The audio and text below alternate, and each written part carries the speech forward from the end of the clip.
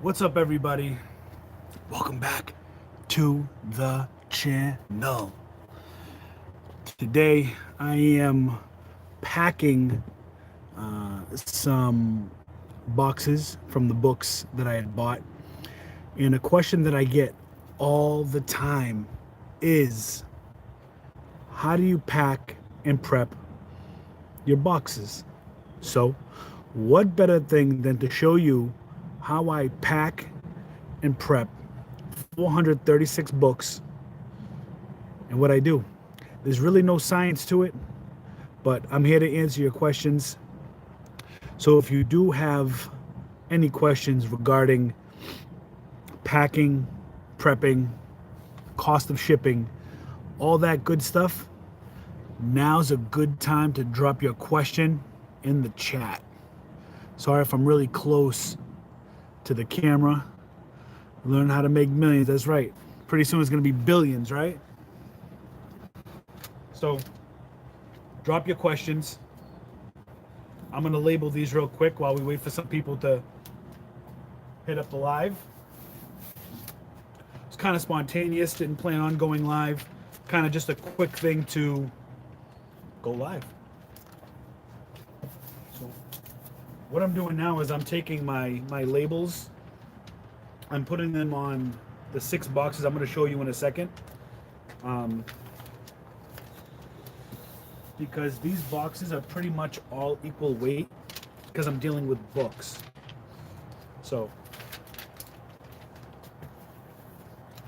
I don't have my belt on, you know what I'm saying? Got on my hustle pants. I think we might go live later on, like in a store, like a live hustle.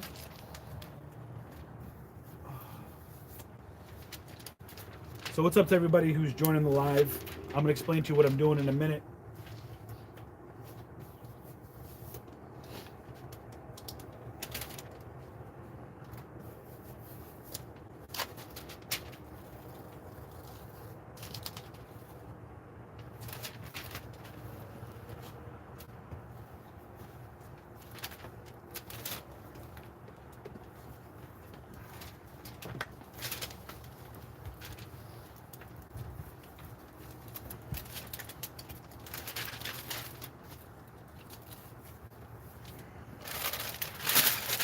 All right, so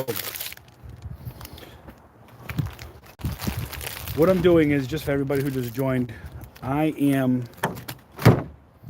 packing some boxes to send to Amazon.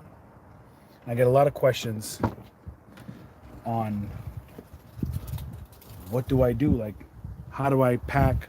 What's the cost of shipping? And the way I'm doing it this time, hold on one second. See, I got these 6 boxes here. Gonna go out, and then we gotta prep. We gotta pack all these books. Those are the empty bags. We had 28 bags. 28 bags from this book sale. And they need to get out of here because I'm not a fan of them being in my garage right now. That's the only thing I hate about books, as they take up a lot of space if you don't get rid of them right away. Let me see who's in the chat. Let's see. What do you do with returns? It's a good question. What do I do with returns? Well, a couple things. There's one, I inspect them to make sure if I can resend them back in, because sometimes maybe the customer just didn't like it, they didn't want it. You know, it is what it is. But definitely I inspect it, and if I feel like it's not the way I sent it in, then I will sell it on Macari. But if it's a book, I'll either donate it or I tried sell back your books, but I mean, I literally had to pack up like 30, 40 books to get like $8. So to me, it wasn't worth it, but maybe worth it to somebody else doing books. To me, my time is more valuable than sitting there to do those books. So let's see. Are you still doing books? Yes, I am doing books. it felt good because this past weekend was the first time I was able to get into a few library sales. They've been kind of far and few in between. And oh, sorry if, you know what? Sorry if it looks like the camera's crooked. The camera's not crooked. I am standing on a hill, so you see. Um, but yeah, I am still doing books now that I can get into the libraries in my state because Massachusetts finally said, okay, we can kind of open. Ridiculous, the state. It's another topic. But yeah, getting back into books, getting back into the full swing. I love it. They just take up a lot of space. And what I'm doing is I'm paying Amazon to sticker every book. I don't got time to go through all these books, 436 books, and sticker them all, especially when they're like out of order and like, all that stuff. Ain't nobody got time for that. I'm paying Amazon to do that. So, what am I paying Amazon? I'm paying Amazon 30 cents per sticker. So do the math. 436 times 30. Or do 43 times 3. It's basically what I'm paying Amazon to sticker all these books. And honestly, for me, it's worth it. I'd rather spend the 100-something bucks, let them take care of it. I'd be sitting here for hours stickering all these books. So, that's part of the process, right? Like if I had to polybag everything, I'd pay Amazon to do it. And that doesn't work for everybody. And honestly, if you're just starting out, I do not recommend, let me repeat that. I do not recommend you pay Amazon to do anything if you can do it yourself because you're just starting out, right? You need all that capital, right?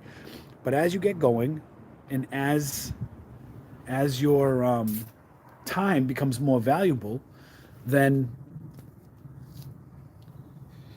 you might want to pay Amazon to do it for you. That's all I'm saying. You know what I mean? Sometimes it's worth it to pay Amazon to do the work for you, especially if it saves you time and you'll be doing other things. Let me see who I got in the chat. Let's see.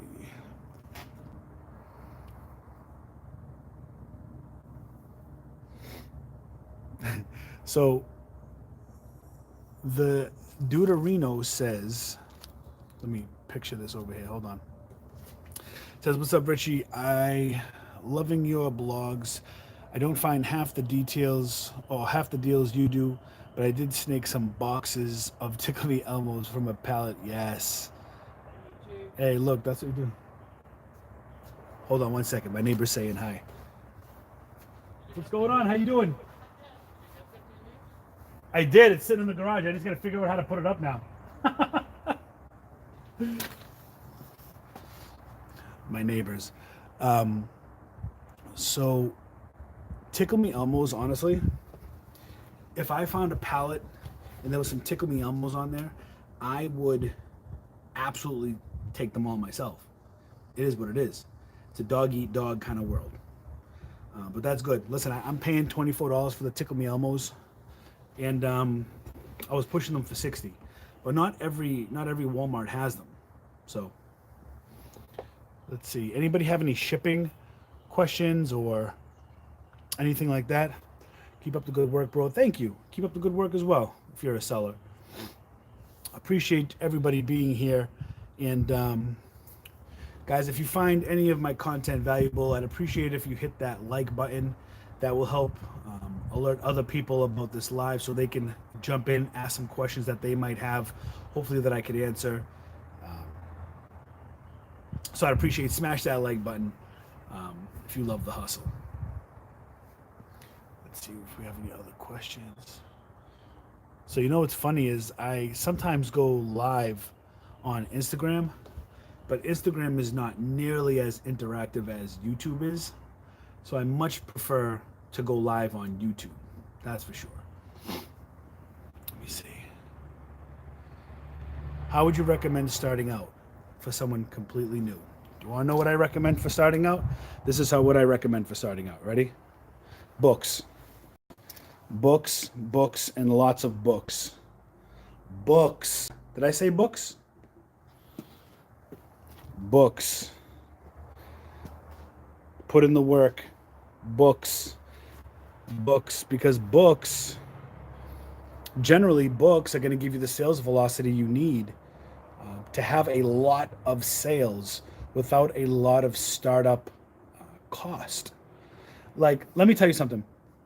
Story time, real quick. I'm sure if you follow me on Instagram, you probably saw it already. But like, I went to a store, library sale, and it was in Pepperell, and it was $10 a bag. I mean, you could fill up your bag for as much as you want, like this here. You could fill up this bag, or any of these shopping bags.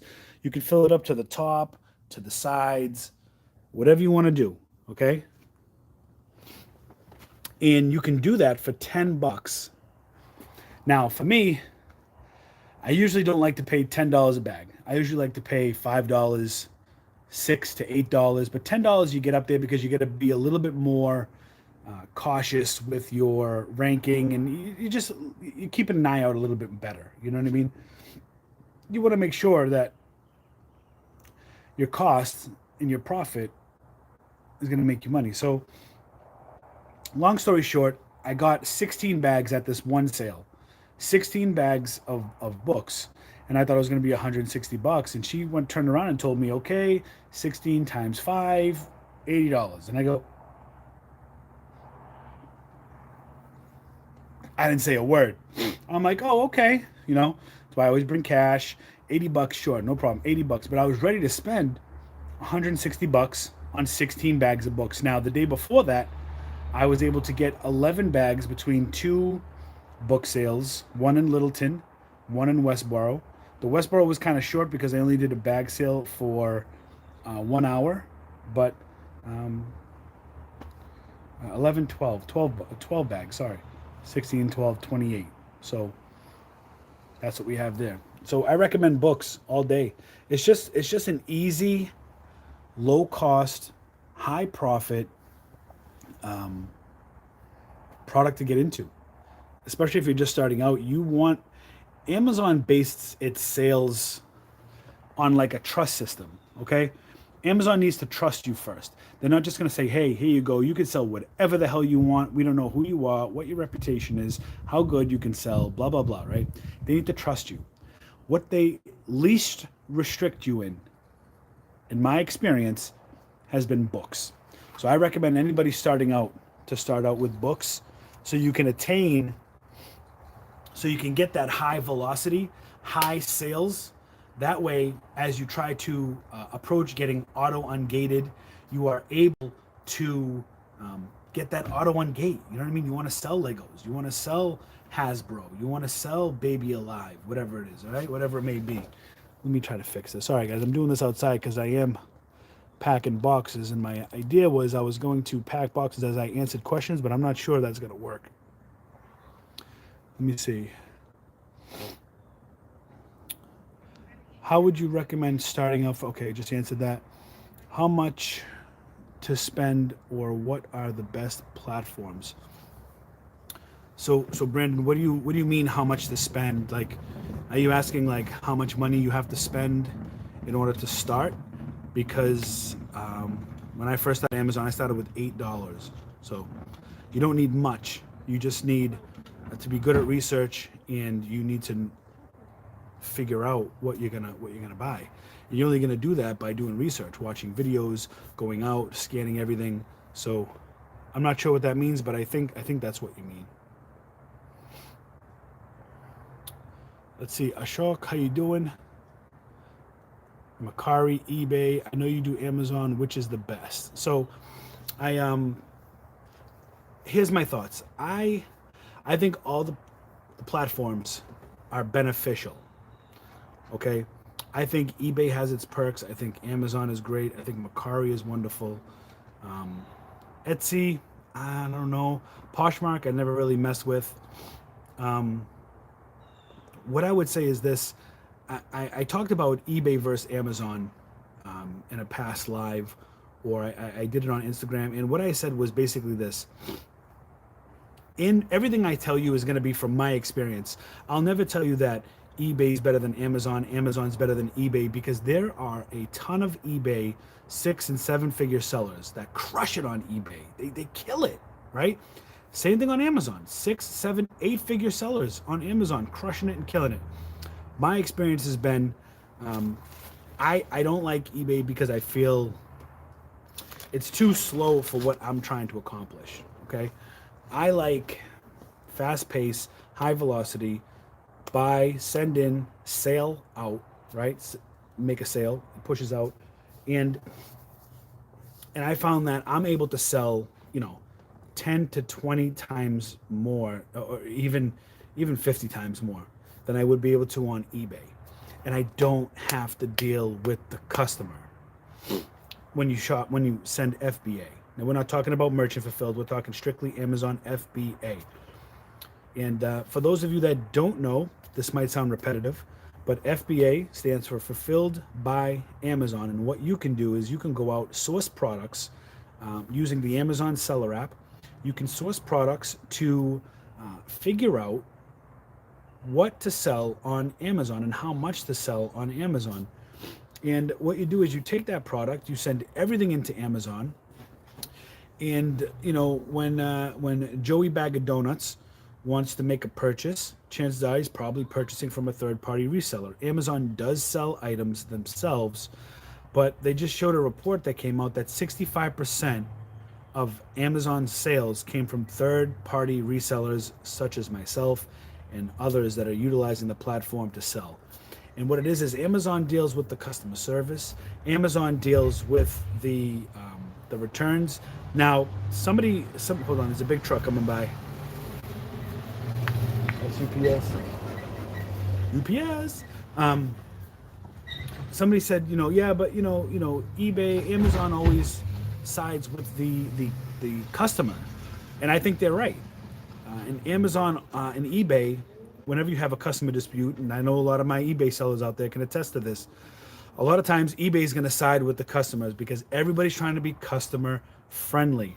It doesn't matter. They know that resellers are gonna sell on that platform. You know what I mean? Like, is stuff fair all the time? No. Are there scammers out there? Yes. Do sellers sometimes get scammed out of items on Amazon and eBay? Yes, they do. What are you gonna do? Cry about it? I just sold 1,000 units. 1,000 units friggin' 3 days ago. I'm gonna cry over 1 unit? It's kind of juggling. Like, look.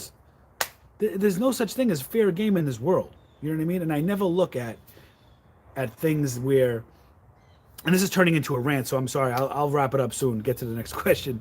But like, basically, whenever somebody tries to compare eBay, Amazon, Mercari, and what's the best to sell on, there's not I can tell you what I think, but to tell you what you should do depends on what you're good at. Do you like dealing with customers?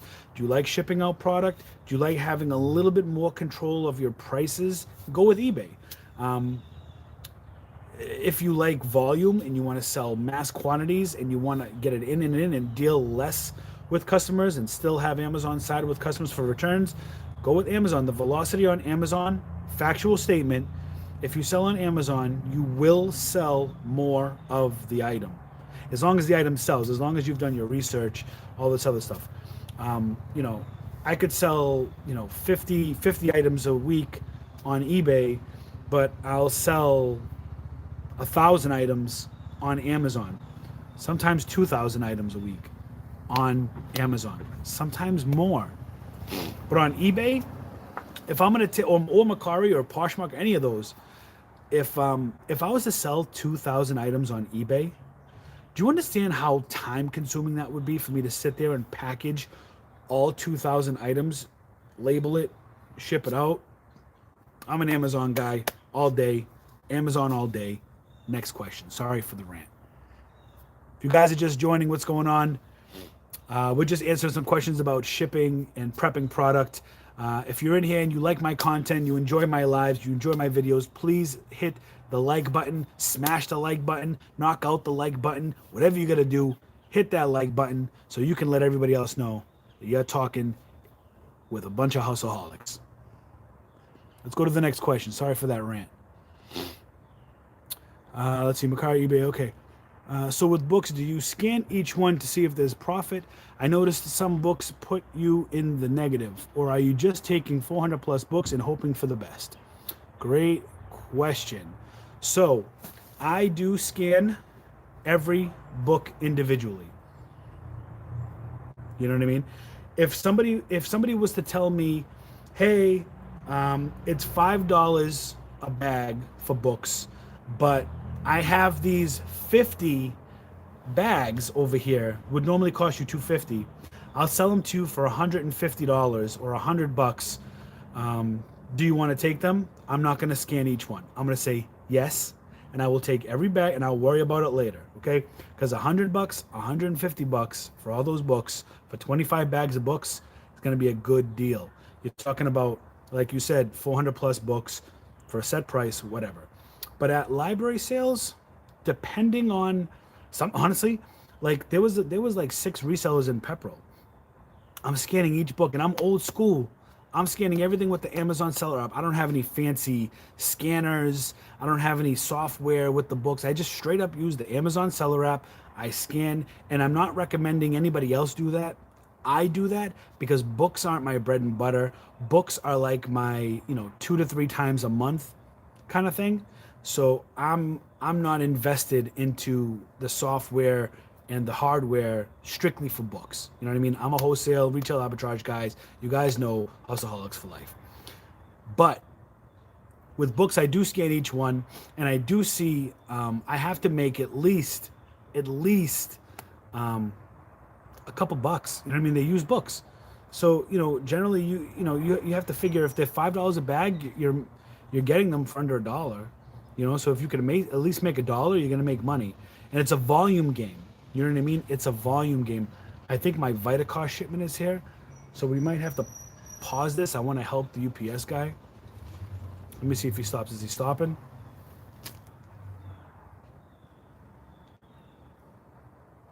Where'd he go? Oh, he went up the street. I think he does have a delivery for me. But I'll keep going until he comes here, until we see him come down the street. So what I do is I do scan each book individually. Let's see, generally, how much would you spend before saying it's overboard? So spend on what though? Spend on retail arbitrage, spend on books. What's the substance of that question? What are we talking about? Because if it's retail arbitrage, if you got it, you're just going to get the deals no matter what. You know what I mean? Books, I take a few hundred and I go, because I don't know if I'm going to find 5 bags. I don't know if I'm going to find 50 bags. You know what I mean? Who knows? But you definitely want to have cash on you. I can hear the UPS guy. I'm sorry, guys. I like to help him because he's a good dude. And let me see if he stops. Hold on, there he is. There's a speed bump. Is UPS gonna stop right here today? Do we have a delivery? Yeah, we do. All right, guys. I think he's gonna go to the next door first, and then he's gonna come here. Let me put this right here. Okay, so you guys see how I get deliveries. What's up? You have any more than this? No.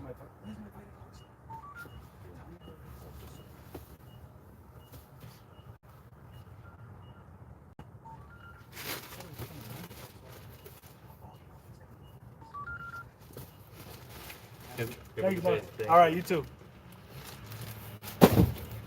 All right. Is FedEx here? They might have it.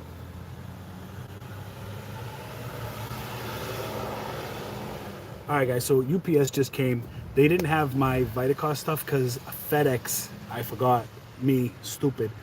That's hustle brain right there. FedEx actually has my boxes, but FedEx just went up the street. So I'm not sure if they're gonna deliver my stuff here, but we'll just keep it going until they stop. Let me get to these questions. So the question I was on was, Yeah. So generally, how much would you spend before you say it's overboard? That depends. Depends on what you have for money. I can't answer that. You know what I mean? Is there any advantage to the professional account other than the dollar per item discount? Yes, Tactical Z, there is definitely a benefit. And the one that's straightforward is you can either pay $40 a month and have unlimited items to ship in, or you could have the 99-cent surcharge free account, which limits you to 40 items per month. So you can only send up to 40 items per month, and they charge you $1 per item. Either way, Amazon's getting their 40 bucks. You might as well spend the 40 if you're serious about it. Or how about this? If you're just starting out, do the free account. Hands down. Don't do the professional account. Do the free account. Send 20, 30, 40 items in. Maybe you're sending in books, okay? Pay that dollar surcharge. Make sure your margin can support that, okay? And get a feel for it. Maybe you don't want to do books. Maybe you got a little bit of money in your pocket and you want to start with some RAs. Maybe you want to head to Walmart clearance or Target clearance. Definitely do that, but make sure you're doing your research. 3 apps I always have open: Amazon seller app, the store that I'm in, their app, so the Target app, the Walmart app, etc. And then I use Scoutify too because I have Keepa.com built in. Let me just make this straight up clear to everybody. You should not be reselling unless you have Keepa, or if you're using something like Helium 10, Camel, you're using some kind of software that you can see the sales velocity if the item's selling. Because an item might be good to buy, but what's the point if it doesn't sell? Yeah, it's great. You're buying $100 item for $5. If it's not selling, who cares? You're not making money on it, right? Let's see, is FedEx gonna stop here? This is just the FedEx home delivery though. Nope. They ain't stopping. They're speeding the hell out of here. So we're waiting for our regular FedEx then. So so that's that, you know. That's the biggest advantage. You can either have a free account and pay $1 up to 40, or you can pay 40 and have unlimited SKUs. Granted that you're able to have unlimited storage. So we got a lot of questions coming in. Thanks, I love that. No one can answer how much to spend but yourself. Absolutely, that's absolutely right, because you know what you're budgeting on. You know, like, what you need to get, what you don't need to get. That's really a better self-addressed question. What bestseller rank do you recommend staying under for books? Okay, this is also very subjective. This can also, just because I go by this doesn't mean you should go by this, and it doesn't mean that it is the correct answer. When you're dealing with sales rank to me is like a risk meter. It's a risk meter. There's, I think, I don't know if it's 136 million. It's something silly. The book category is like stupid high, okay? My rule of thumb, it depends on what I'm paying for the book. If I'm at a bag sale, $5 bag sale, or a $10 bag sale, I generally try to stay under a 1 million rank. If I go to and I'm going to explain. If I go to Savers or Goodwill or any other place where I have to pay anywhere between 2 and 5, sometimes more, a book, then I generally want to stay under 500,000 at least, because I'm paying a higher premium and my profit margin needs to be there. So like when I go to bag sales, you got to make sure you're going to make money on that. But like if you go to Savers or you go to Goodwill or anything like that, I generally look for, $10, $20 profit books. And I'm not looking for $1, $2. I'm not looking to spend $4 or $5 or $3 to make $1. That's not what I'm doing, because books, it is what it is. Okay, it is what it is. But sales rank, I try to stay under 1 million. Now, there's been times, just this past weekend, I'll pick up a book that's ranked 2, sometimes in the 3 millions. But the difference is the profit on it, it's going to be 50, 60 or higher, even higher than $25. I'll go outside of my own margin of sales rank, because I'll check Keepa And even at 2 million, the book will sell. But I'll have to hold on to it long enough. You know what happens when you hold on to things? You can incur storage fees. You have to think about that, okay? This is why it's important. If I get a storage fee on a book, maybe it's not much, maybe it's 50 cents, 60 cents, whatever it is, okay? I'll be able to eat that and still be profitable because the book is going to make me, $25 to $40 profit. Now, I have a book where I'm going to make $2 profit. I paid 35 cents for, okay? And now a storage fee comes along 60 cents. Now it's like, a dollar to make a dollar. It doesn't become as profitable anymore. Yes, you're going to double up. I don't have Sir Mix-a-Lot for that one. You're going to double up, but it's not going to be as rewarding to pay that storage fee as if you went outside of your rank a little bit and you did your research. You saw that it did sell on the Keeper, but it's only selling maybe once every couple months. Maybe it's only selling once every 6 months. You looked at the year and it only sold 3 times in the year, but you know it's sold. I'd pull the trigger on that. But, upwards over 3 million, if a book's 5-6 million and it sells once per year, that's gonna at least bring in $100, $200, $300, $400. And those are kind of rare. I generally won't go above 3 million. And 9.5 out of 10, I stay under 1 million. Let's see. Let me see, Savannah. Hey, Savannah. Savannah says, when I send a shipment to Amazon books, do the listings end up as the buy third party other sellers section of the listing, or is the buy box page only one seller Amazon? Okay, so Savannah, basically, so what I want to understand is when you're selling in your books, you're asking, is your listing going to be under 26 new and used, and people are going to have to click that in order to find your listing? Or are you going to be able to get the buy box, which is the add to cart, kind of like the instant purchase, right? And the answer is books can generate the buy box. You can get the buy box, but you have to be at the best price. So when you're sourcing books, I'm not saying you always have to be the lowest price, because right now the Amazon algorithm has been crazy. People have been winning the buy box without being the lowest price, but the best competitive price is going to, in the most inventory, is going to win that buy box, in my experience. What I do is I use a repricer. I set my minimums and maximums accordingly. So generally, I always try to price my item around the buy box price. I don't try to say, okay, well, the buy box is $15, but you know what? I know that I can get 25 out of this, so I'm going to price it higher. You could do that, but you might be sitting on it for a while. So when I'm sourcing, I make sure I am 99% of the time going to be able to compete with the buy box price. You want the buy box. Any other price, you just want the buy box, especially if you're dealing with books, FBA. You want volume. You want that velocity. So I hope that kind of answered your question. You can get the buy box with books, and you want the buy box with books or anything. When you get double carts, you must get a lot of looks in the stores buying like carts full of toys. Yeah, I do. Let me see who asked that. Brendan Hernandez. Yes, I do get that a lot.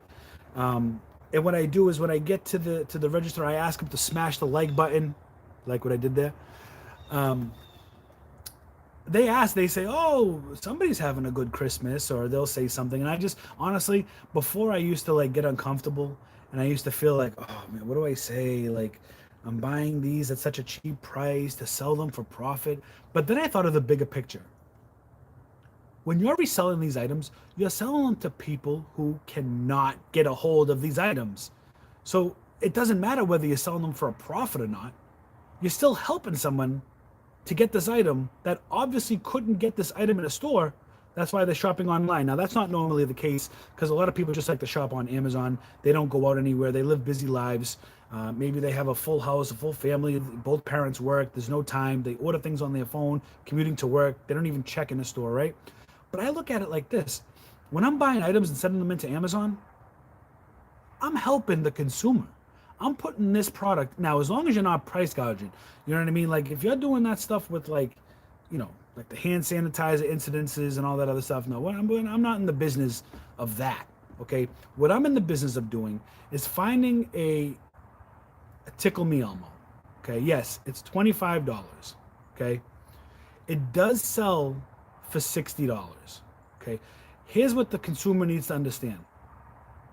I buy a Tickle Me Elmo for almost $25. It's like 24 something. Okay, I'm gonna pay, granted my shipment, I'm gonna pay $1 to send that into Amazon because it's weight based, right? So you take the weight divided by the items, or the items divided by the weight, whatever it is, whatever the formula is. So you get your per item um, dollar amount for the weight for the shipment you're bringing in. So say it's $1, okay? Now that goes up to $26. Okay, I have to pay almost $12 in fees. So now that 26 goes up to $38. Okay, so now the customer is going to get it.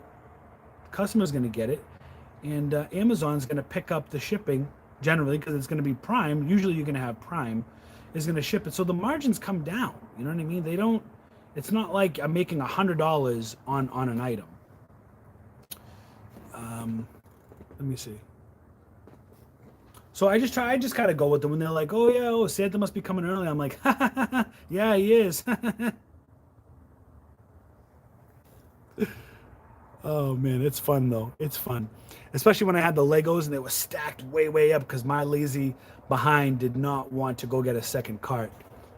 At what point did you see? Let me see. This is Low D. Says, at what point did you see that you could do Amazon full time? Here's a little secret. Ready? I'm not doing Amazon full time yet, but I'm on the fence. So you heard that right. So right now with Corona going around,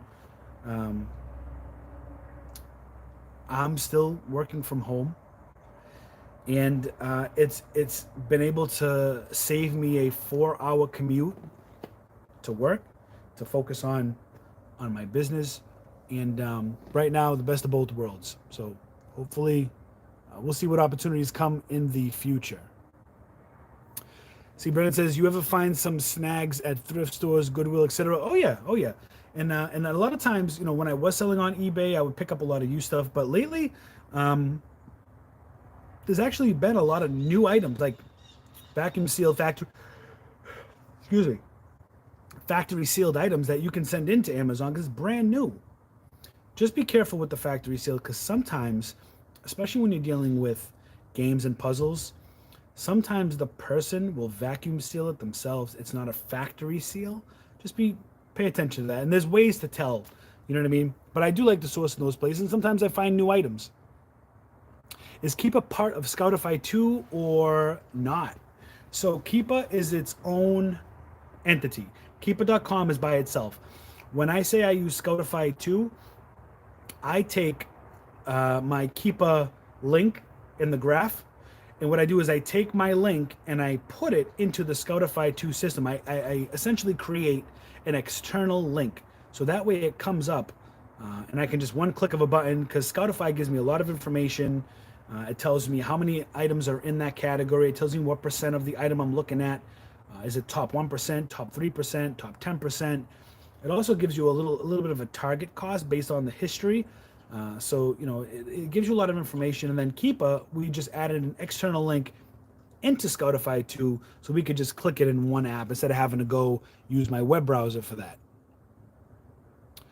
Let's see. John says, how do you go about repricing during Q4? Do you hold your prices higher and increase your minimums knowing tankers will sell out? I mean, that's a subjective. It's subjective.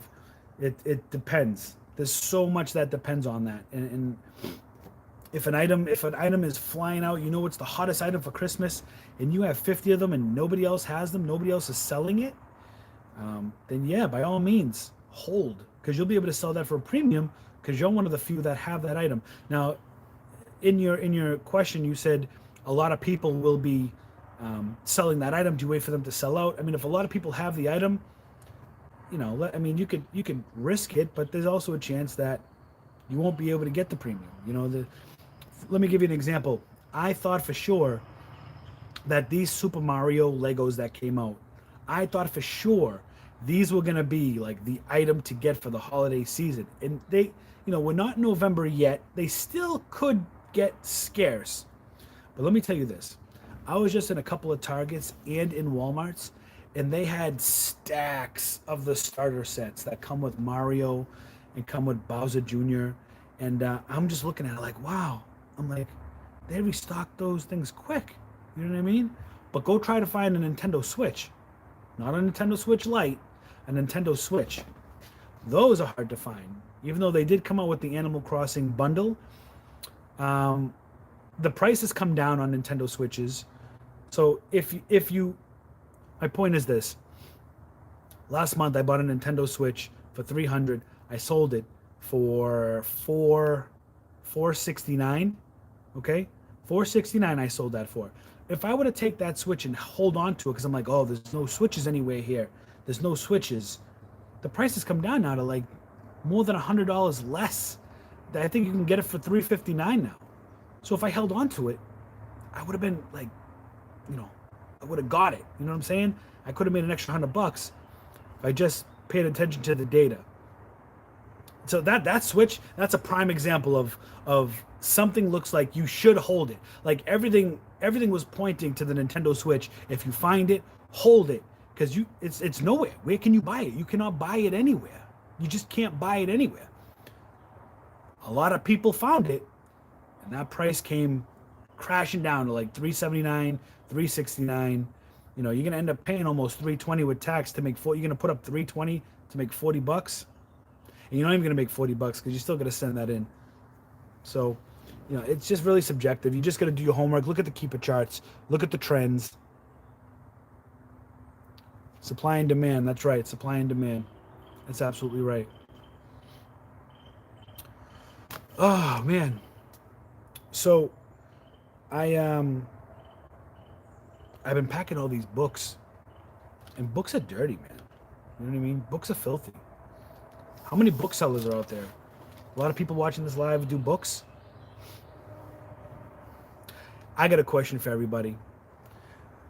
Where should I go to do a live to see if any products exist? Put in the chat. Name a store. Could be Walmart, could be Target, could be Dollar Tree. It could be Marshall's, TJ Maxx, Home Goods. Put in the chat where you'd like to see me go live, and I'll see if I can go live tonight with everybody's answer. Let's see. Anybody answering? If not, I may end up just going to possibly a Walmart, but their clearance has dried up a little bit. So I might go to like a Marshall's or a TJ Maxx, or maybe even Dollar Tree. I might go to Dollar Tree. But let's see, a few more people joined. Guys, if you're just joining the live, thanks for being here.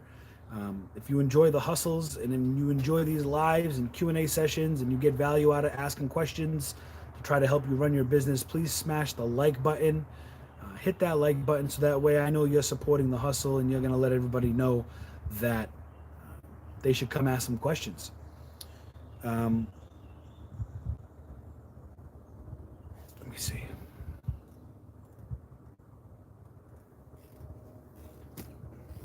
Let's see, I think we have... How do you go about packaging your, let me see, how do you go about packaging and materials? And how does your shipping process work? Maybe a rundown from when you get the dinner at the store. I like that. Win a chicken dinner. At the store to getting your payment. Okay. Yeah, do a video on what, let me see. And I asked about. So here's the thing. Like, let me see. So check this out. For instance, say my books are my, let me just, hold on one second. Give me 1 second. So here I'm prepping books. I mean, I'm reviewing shipping content, right? And check that out. See that manual processing fee? $22.60. That means I'm not separating the books. I'm just throwing them in boxes and literally I'm just sending them to Amazon. Now, I don't do this with anything else other than books, only books, because I package my quote unquote dinners a lot different than I do books. Okay. So then it's going to say set number of boxes. Since this is shipment number 2, I don't know how many boxes yet because I haven't boxed up those books. That shipment in the truck, I did already. That's a separate shipment. These I haven't done yet. Okay? I know you guys like my bike. If you like my bike and you like my pink helmet, smash the like button. Let me know you like my pink bike. Okay? So that's that. So what I'm going to do is I'm going to put the number of boxes here, and then I'm going to put the box weight and the dimensions here. Now, I know what you're talking about. You want to see, like packing paper, what I do for packing paper, how I'm, putting them in the boxes and all that stuff. It's pretty simple. You know what I mean? It's basically just taking an empty box, placing your items in there, and the goal is to really make sure that your items do not move in the box. That's the goal. So like I've put like empty boxes in. Hold on. I've placed like empty boxes to take up space in the box, just so I could not have anything move, and then you run out of materials and all this other stuff. But basically, after you do that, you set your boxes, you set your dimensions, right? And I can show you. I could do like a short video after, right? Because I still have to put. We'll be here sitting here for an hour or two while I'm doing this. But once I get the price, for instance, this. Let me show you. This is a good example. These boxes, there's 6 of them. I don't want to go up just because my address is on there and whatnot. But there's 6 of these boxes, okay? And each box weighs about 40 pounds. So if we do 4 times 6, 612, that's 240 pounds. Okay? Let me see. 240 pounds. Where's my other phone so I can use the calculator? 240 pounds. It cost me $56.13. Okay? $56.13 for 240 pounds. So what I'm going to do to figure out for, hold on. 240 pounds, 200 items. Okay? what did I say? 56.13, something like that. So what I'm going to do is I'm going to do 56.13 divided by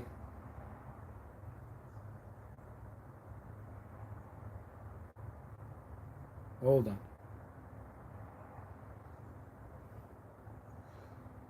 1.2.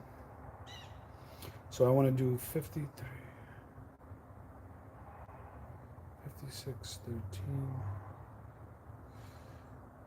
divided by times 1.2. So each item in there, after doing the math, is going to be 28 cents an item. About 28 cents an item. And we can verify this. Hold on. We could do our back math and verify that it's 28 cents an item, because if we do 28 cents per item, that's what we said, right?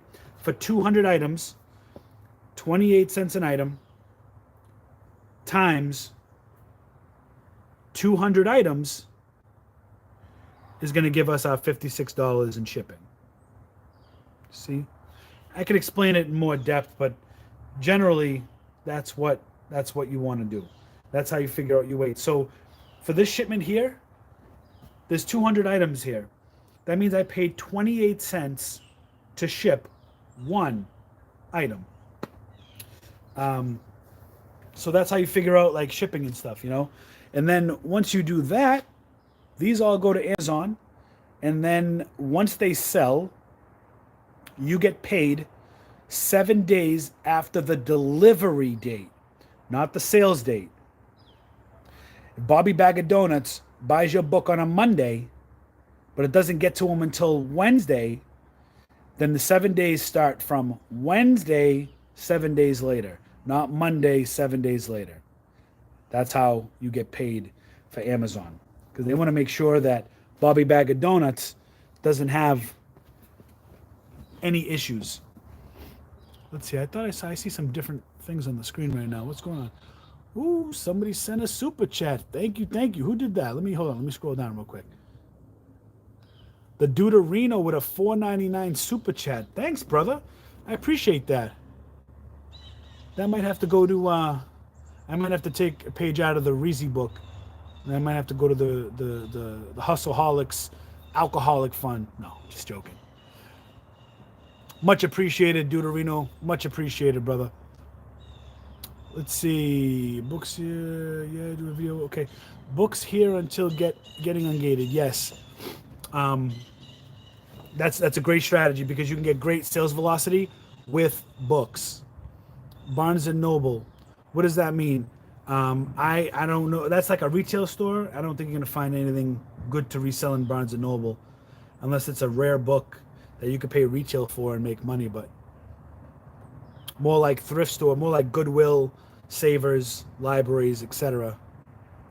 Let's see. Heather Ramos says, hey, love your lives. Do you send all books in, or do you sift through them and use the Amazon tools to see what has made you profit? So something that I do is, when I'm outsourcing these books, I'm actually scanning each one by one with the Amazon app, so I'm able to see in real time if it's going to be profitable or not. If it's profitable, throw it in the bag. If it's not profitable, put it back on the shelf. Home Depot. Oh, I see. It took so long for everybody to answer, for me to get, okay, people want to see me go to Barnes & Noble. I'm not going to go to Barnes & Noble. Home Depot, maybe Home Depot. I'm not sure what they have for clearance there. They don't have much, so that'd be a short live. But I mean, I can go to Home Depot. If other people want me to go to Home Depot, drop in the chat, let me know. What I had asked earlier was, where do you want to see me go live to check out clearance and other items to try to hustle, to put in the carriage, try to help you and see what you can grab. What store do you want me to go to? Dollar Tree, Marshalls, TJ Maxx, Walmart, Target. Let me know in the chat where you want me to go. Kind of crazy, but sometimes party cities have sales. Plus, it probably is new for you and the viewers. Yeah, so it's funny you said that, Brandon. I was actually in Party City because my daughter wanted some candy, and we kind of make it a field trip. We don't go there all the time, but sometimes when she does really good in school or whatnot, we reward her with some goodies. And while I'm in there, they do have a small toy section, and I remember seeing these Star Wars Lego sets for $4 and $5. And I remember putting them all in the carriage. There must have been like 13 of them. The cashier has never seen anything like that. She's like, "Oh, I'm not used to seeing people buy Legos here." Like, well, you have now. So that's a good one, but that would also be a short video, because they don't have a lot of items that would be on clearance, or in general, because it's really a lot of party supplies, and people pay good quality money for party items. Yeah, that's true. I tend to have really good luck with a lot of the party items that I can find at Walmart.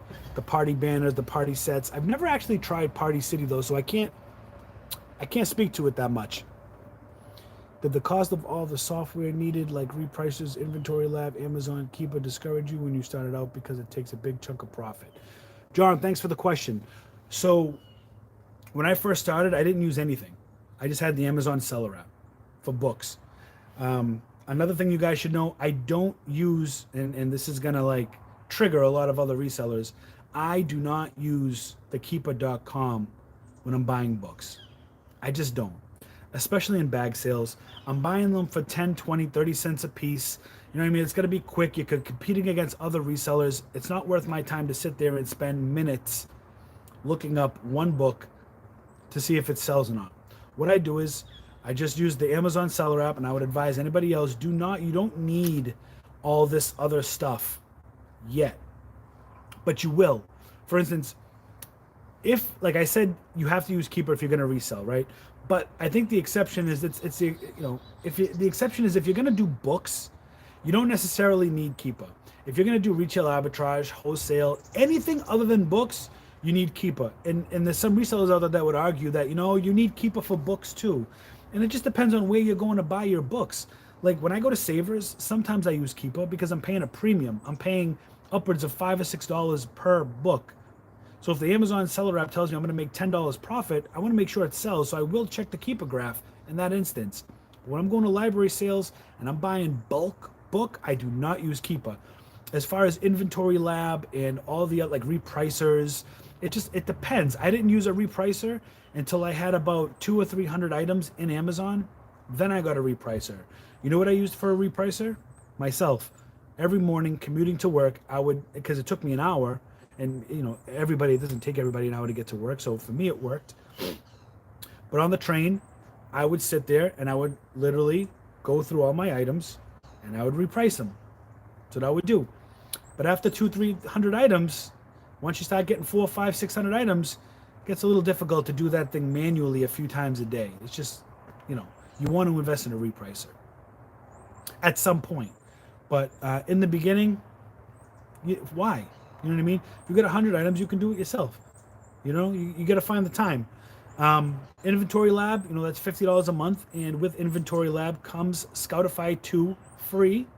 I can tell you right now, again, I'll get slack from everybody out there, and it is what it is. It's just what's good for me.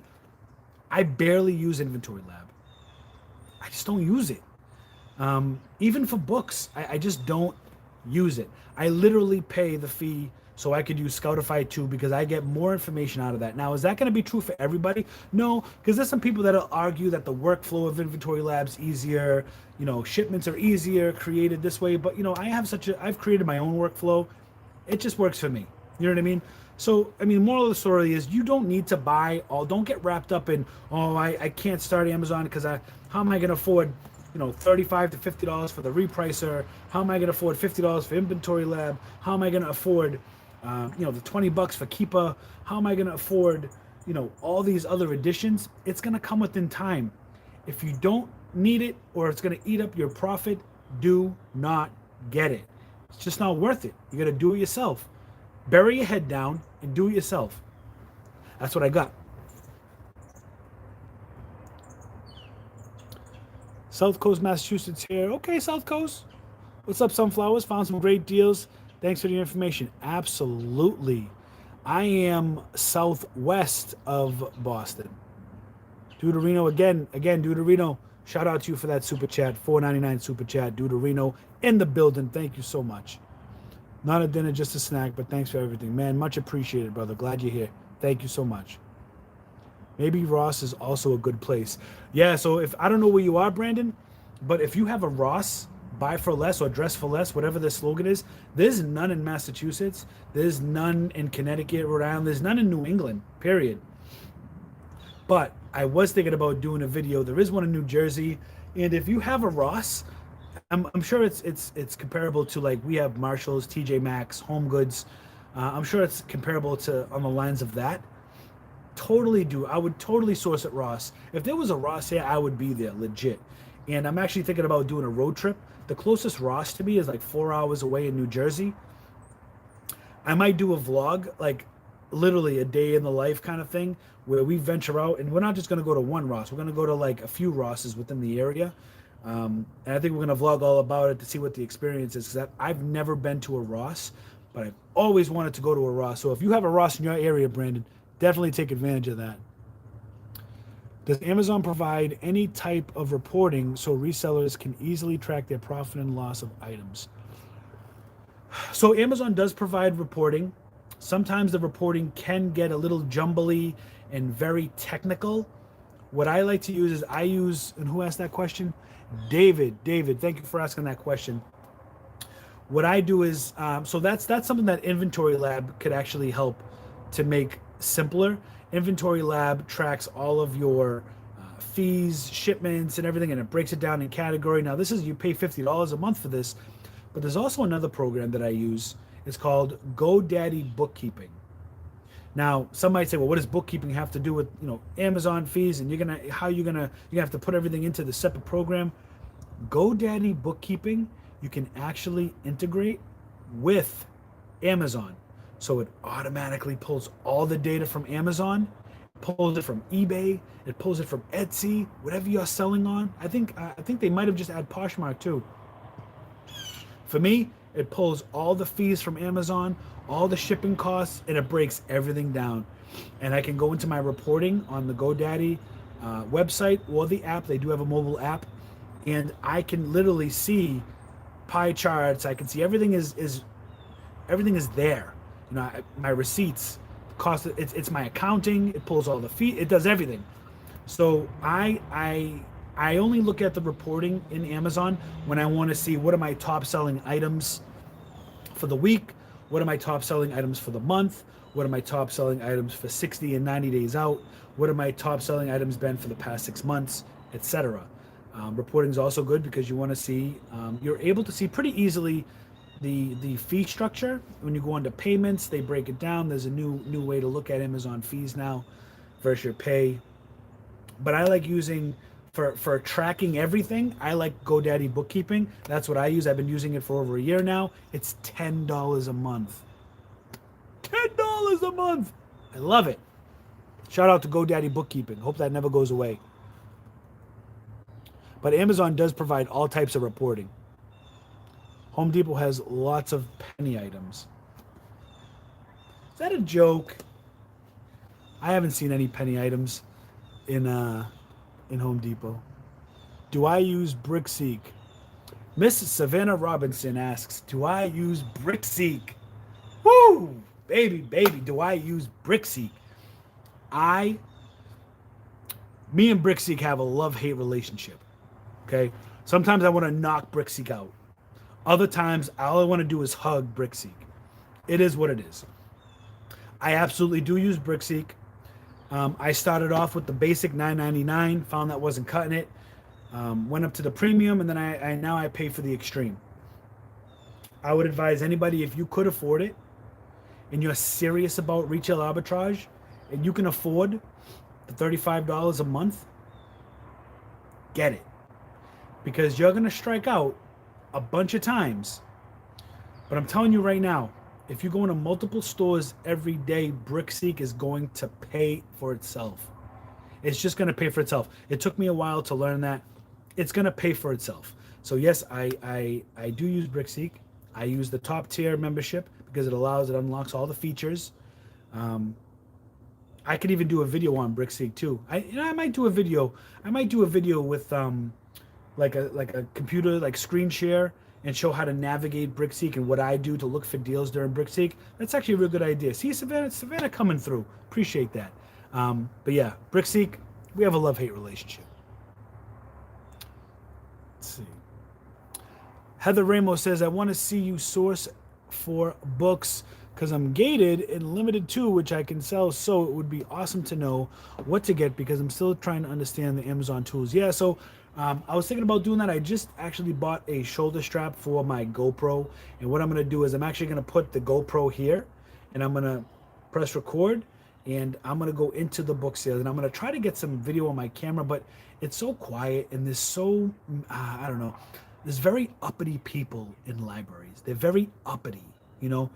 People in libraries, for the most part, that aren't there, like as resellers that are there to, you know, I'm going to read my books. And I encourage everybody to read. That don't think that's not a dig, okay?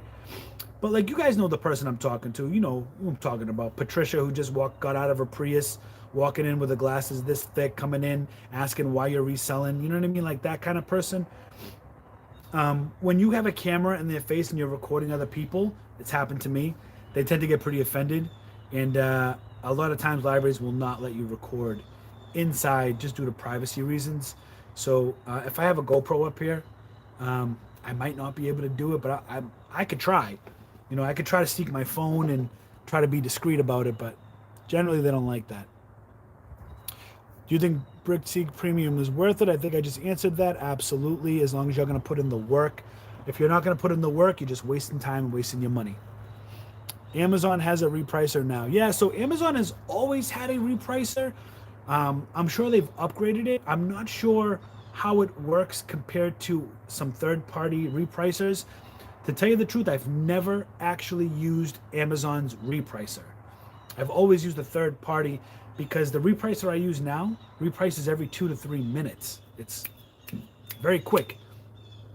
I think Amazon's repricer prices every 20 minutes. I could be wrong. Hey, Richie. Hi. Marcus says, hey, Richie, I am disabled. Any sourcing tips I can use to get more inventory? Sure, Marcus. So, without knowing the extent of your disability, I'm assuming this disability is not allowing you to be able to go into different stores.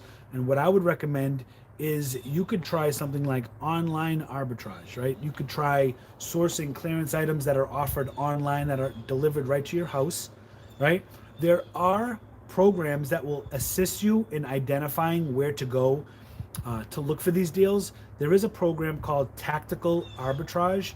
It is a little pricey, but for somebody that cannot get out and get into stores and can only do online, I'm just assuming that's what you're getting at with the question.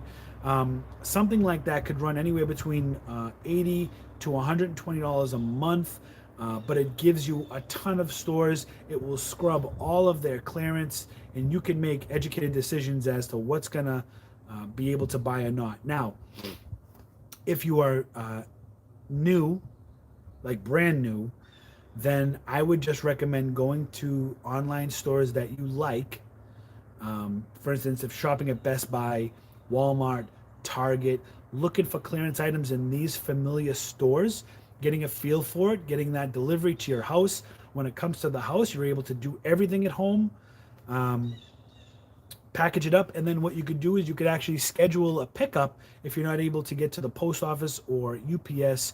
You could schedule a pickup for these delivery companies to come and grab your items, so you don't even need to go to the store or the post service or UPS store or wherever it is, however you're shipping. So there are ways around it. Big Lots or Ollie's? Okay, Big Lots. You know what? I've actually never been to Big Lots. Maybe that's actually not a bad idea. John says, thanks, Richie. You are the man. I appreciate you for being here, John. Much appreciated. Much love. Brooklyn Mom goes dumpster dive and says, hey. Hey, Brooklyn Mom. Eloy. I can't read because it's Algiha. Yeah, Algila? Or is it Agula? Sorry if I butchered it. But you asked, just scored 2 Elmos on my way. Yes. That's what I'm talking about, man. Elmo's, listen, Elmo is a classic toy. You see Elmo, I don't care if Elmo was like, you have to understand, a couple months ago, the same Tickle Me Elmo was going for $120, $140. You couldn't find it anywhere. Keep that in mind. Brandon says, Georgia and where I live now is, okay, Ross, Marshall's, Goodwill, a store called Beals or Bealis. I think that's 2 L's. Beals, similar to Ross, okay, and they are building a new Five Below. Oh yeah, I haven't been to Five Below in a while either. That actually wouldn't be a bad store either. And it's all about 5 minutes away. Man, go to all of them. Start at like 9 a.m. or 8 a.m. whenever the first one opens. Go to all of them. Do you ever do OA? Deuterino says, yes, I do OA, and I've used programs like Tactical Arbitrage, but I don't do enough OA to support the cost yet. But if I get to a point, like for instance, if I get my own warehouse and I'm really not able to get out and do a lot of sourcing in person, and I really want to buy things and have it shipped to the warehouse, especially for wholesale, I would definitely subscribe to Tactical Arbitrage. So I do OA, just not a lot. I was doing a lot of OA over the summer because everything was closed. No, it's not a joke. No joke, sir. Love penny items. What items are you allowed to sell when you first start Amazon FBA? So that depends. You know, you got to scan everything. You got to find out what you can sell, what you can't sell. You have to see, is Amazon restricting you or are they not restricting? If they're restricting you, don't worry about it. Move on to the next item. You know, if you see something you really want to sell, there's going to be times where, listen, it's happened to everybody that started.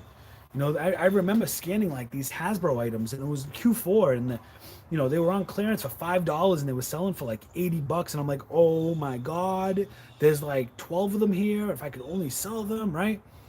But I've learned, like, you can't beat yourself up because I found other products that I could sell. You know, can't beat yourself up. If you can't sell it, move on. If you can sell it, sell a lot. It's the name of the game. We're still waiting for a huge haul shipment to FBA video. Yeah, I mean, I like showing when I'm in the stores. It's a little difficult for me to show my packing process without revealing things such as like my address, my account, you know. Items are great, and I show you my hustles when I'm out there, but generally you see them weeks, a week or two, if not weeks, after I've already sent it in the FBA. And this is the reason why. The reason why is it protects me as a seller, protects my account, and honestly, it protects my products. Okay? If I could reach thousands of people and they see the item I buy today, everybody's going to go out buy that item. Price is going to tank. Nobody's going to make money. What I like to do is when I make my hustle videos, I'm trying to document my journey, and I'm trying to let you know that, there's items out here. You can make money off this. What are you doing? Get up, get out, and get sourcing.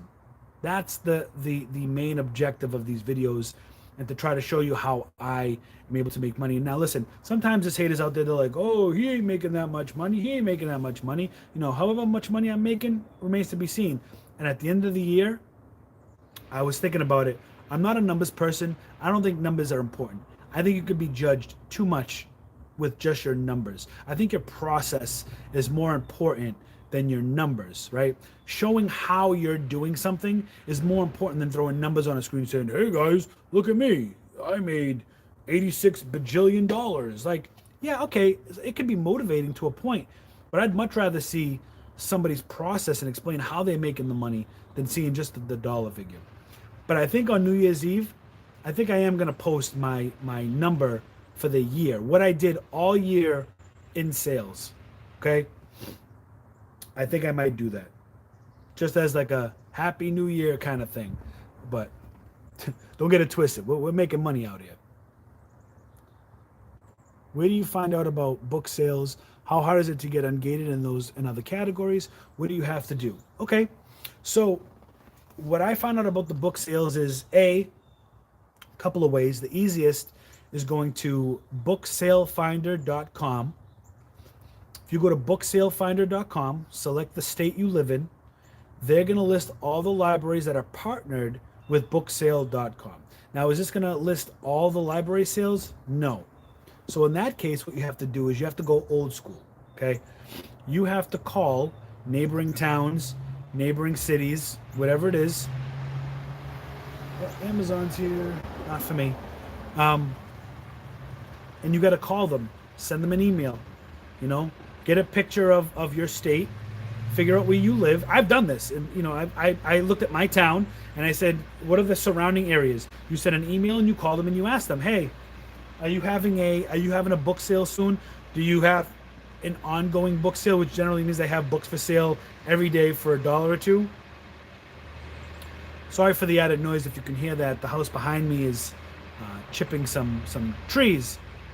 So if it gets too loud, I might have to move to a different location, or I might have to end this live. But is that noise too loud? Is it like so loud it's like disruptive? Because for me, it's really loud in my ear. Anyways, let me finish the story. So email and call surrounding towns or cities around your area and find out who's having the sale, if they're having ongoing sale, what's the date of their next book sale, if they're having a bag sale. You got to reach out, okay? But booksalefinder.com is a great resource. What's your plans for Black Friday weekend? I don't know. I don't think anybody knows. I think it's going to go all online. I talked to a couple of people in Walmart and Target, and they've all said so far they think it's going to go 100% online. We don't know what's going to happen, but Richie, thanks for taking the time off this QA. A sit, no problem, Mr. Patel. I appreciate it, or Mrs. Patel. A sit Patel, that's what we'll say. You're welcome. Thank you. Thank you for being here. Let's see. Michelle Brown says, how do you know which Funko Pops are good except for the Amazon and Walmart app? So you can actually download the Funko app And they go by what's called a PPG. That's P as in Paul, PPG value. It also stands for Pop Price Guide, which is another site, poppriceguide.com. So the Funko app uses values from poppriceguide.com. They call it PPG. You're able to find out your the value of your pops and kind of get an idea. But just because your pop may be valuable or not valuable doesn't mean you're not going to be able to sell it for a good price on Amazon. So what I do is I like to check eBay. I still use eBay to check prices because I want to make sure that the prices between eBay and Amazon are pretty comparable. But I generally like to sell them on Amazon. I put them in a pop protector and sell them for the most part. How do you do wholesale? What are the requirements? Good question. Also subjective. How do you do wholesale? The first step is finding a distributor. You want to find a distributor. This could be as easy as going into google.com and typing in toy wholesale distributors in my state. You know, obviously in my state would be like Massachusetts, Georgia, Florida, whatever. Start there. You should be able to come up with some wholesale distributors. Not all wholesale distributors are equal, but the requirements, generally wholesalers like to deal with companies. I have an LLC, so I have an EIN, I have a business. Some will work with sole proprietorships, but you want to reach out to them and ask them via email, ask them for an application and go from there. How do you send in items that are batteries when I ask you for the details of weight and battery? So I don't generally, besides like the Elmo, usually that information is already embedded in the listing. But if it does ask you if the item has batteries or not, just answer the question, Yes, this item has batteries. Yes, this item uses batteries, came with a battery, whatever the question is. Just answer it correctly and you'll be fine. There's no penalty, I saw a guy go into Nike and other shoe stores spending a lot of money, but making a lot back. Do you ever buy and sell shoes on apps like GOAT? I do not. So nope, the only two selling apps I'm on right now is Amazon and Macari. I don't use GOAT, StockX, I don't sell sneakers unless it's Puma or Under Armour, and that's mostly because I'm gated in Nike and Adidas. I can't sell it on Amazon. I don't want to sell it on eBay, and I've never really looked into GOAT and StockX, but I'm so busy with my other platforms, it would be extremely hard to focus on another platform right now.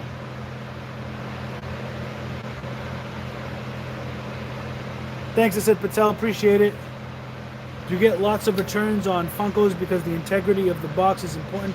So with me, no, because I'm a collector myself. So whenever I get Funkos in the mail, like for instance, let me show you this. Like, I know this is Funkos that I've ordered in the past. This is like some OA right now, okay? I'm going to open this up because one of these is going to be mine. But I know that this company sends them in these boxes, okay? So when I open this up, the pop is inside, okay?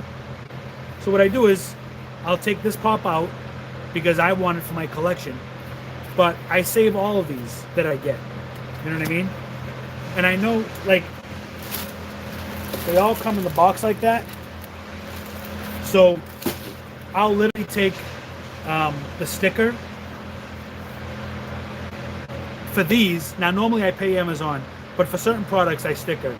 This is one of them. I put the sticker over this because I want Amazon to know, keep this box. This box is protect the pop. So that way when the customer buys it, you get this, and then you also get an undamaged pop. And I get a ton of these from ordering my own personal stuff. That's how I ship Funkos. And if I don't have those, honestly, I buy pop protectors all the time. I buy a 0.50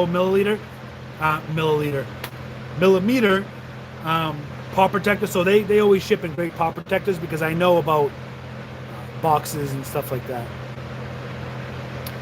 Cannot wait for the year-end number. It's not all about the number.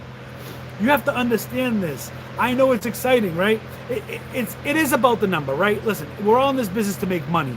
We are.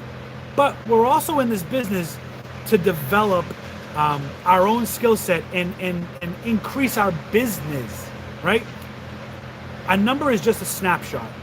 If somebody showed you a number and said, hey, they did $100,000 in sales a year, would you think less of them? No. That's awesome. You sold $100,000 worth of product. So next year you want to sell $200,000. Somebody sold $500,000 worth of product. Yeah, that's great. But it's like you want to grow. So numbers are exciting. I get it. You know what I mean? But at the end of the day, you want to grow your business. That's the most important thing. Numbers aren't important. They are important, but they're not important. There's a saying that says, I never did anything for money. I never set money as a goal. Money was a result. And I live by that. I got that. I would hang that up in my office at work. I have it in my house. I never set money as a goal. Money was a result. And that's how I look at my business. Money is a result, not a goal. Can you go, wow, we've been on this for an hour, 20 minutes. Guys, I'm going to dip 9 minutes. I'm going to try to get as much questions answered in the next 9 minutes as possible.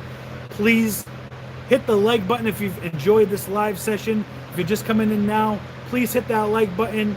It'll tell everybody how much you enjoyed this Q&A session, and I'll hop on and do it again sometime soon. We might be going live again tonight on a hustle. All right. Thank you for smashing the like button. Let's get into a couple more questions before I take off. Can you get ungated from categories using regular receipts, or do you need to buy from a wholesaler first? So no, you cannot get ungated with receipts. Although receipts can help you with inauthentic claims. So if somebody's questioning the authenticity of a product, you can submit a receipt, but here's the trick. You need to make sure the barcode on the receipt matches the product, or else they will not accept it. The short answer is no. You cannot submit a receipt to be ungated. You need an invoice from a distributor. I have seen videos of people buying pallets of return items from Amazon and going through them to resell. Have you done this before, and how do you go about getting one of those pallets? Pros and cons. Yeah, so let me see who asked that question. Courtney Tucci, thank you for asking that question. I have not gone into pallets or customer returns, but it is something I'm looking into, and it probably won't be something to do until I get a warehouse, just because, like, you know, right now I'm limited on my driveway. You know what I'm saying? I'm on a hill. It's going to be more hassle than helpful. I do want to get into it. Once I get a warehouse, I do want to get pallets, and I do want to explore that because it looks like a lot of fun. Makes sense. Those shipment pics are just crazy. Yep. Receipts don't work. You need to get the paperwork from the shipper. Yep. Oh, sweet. Thank you so much. No problem, Michelle. You should start a Discord so everyone can help each other and shout out good finds. You know, I thought about that, and I downloaded the Discord app.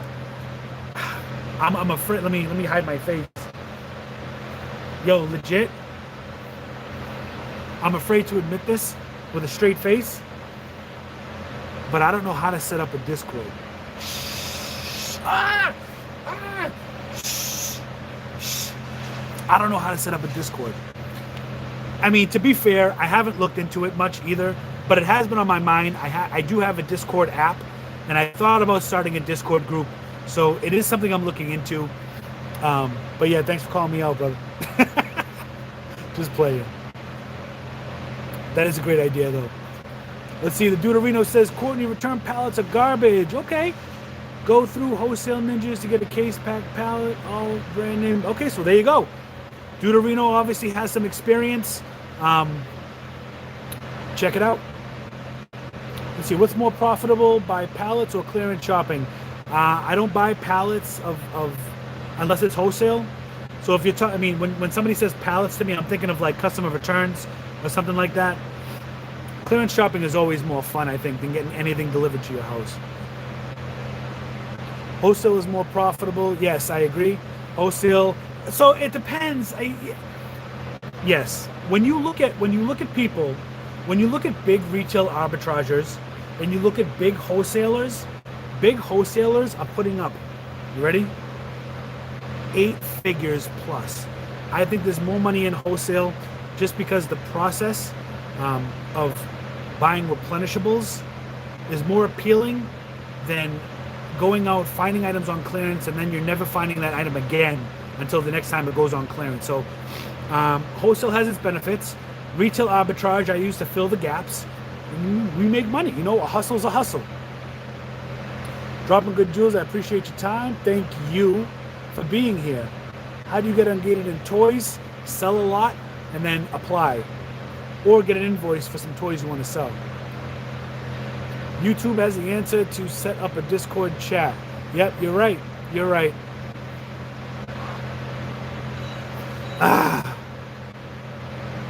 YouTube has the answer for all the questions. I know.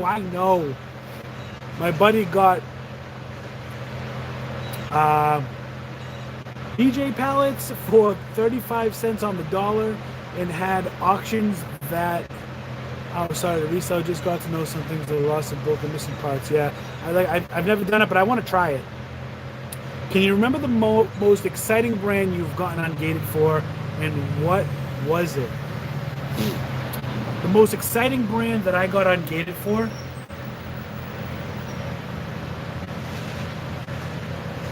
I don't know. I get equally excited for every brand I get ungated for. That's a good question. Like, immediately what comes to my mind is like Barbie and Lego, but I don't sell, like I sell a lot of them. You see the videos, right? But I was equally excited to get ungated in Under Armour as I was to get auto ungated in Barbie. And Legos, I submitted an invoice. I didn't get ungated in Legos. There was a secret to that too. I can't let the cat out of the bag on that yet.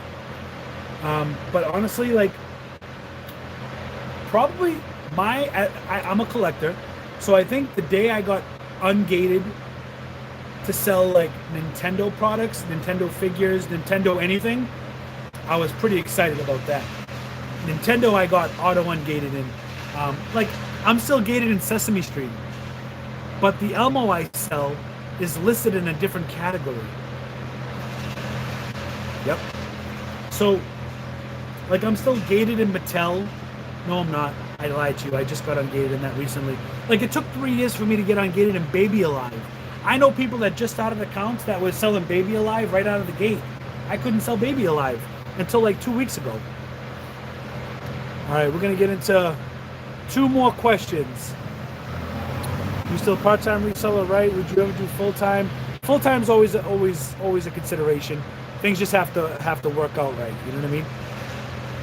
Or just up a group Facebook. So will UPS pick up my FBA shipment on Amazon? Yeah. So as long as you print out your labels at home, you put your labels on the box, and UPS, you schedule a pickup with UPS, they will come to get it for you. Yes, for a small fee is right, Marcus. Yes. So the post office, you can schedule it. The post office will pick it up for nothing, at least in my experience. UPS will charge you a fee, but if UPS is already at your house, generally the guys will always take it for nothing. But if you want to schedule something online, yes, it does cost a fee.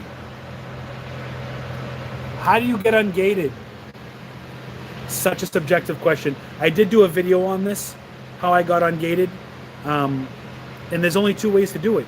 1 is auto ungate, 2 is invoice. Okay? So one of those 2 things, if you want, check out the video that I did on that. You can find that in the UPS for free in Canada. Okay, good to know. If anybody's, all my fellow Canadians in the house, you can pick up for free. Guys, we've been on this live. I can't appreciate enough of everybody kind of hanging out, asking your questions. We've been live for an hour and a half. It's the longest live I've ever had.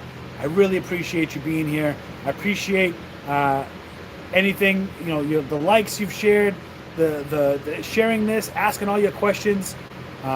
Been truly amazing. And maybe I'll see you all tonight, because I may be streaming a Hustle live tonight. or I might wait till tomorrow. We'll see. Stay tuned. Everybody have a good afternoon, good morning, good evening, wherever you are, wherever you may be. I appreciate the hustle. Hustleholics. We out of here. Peace out.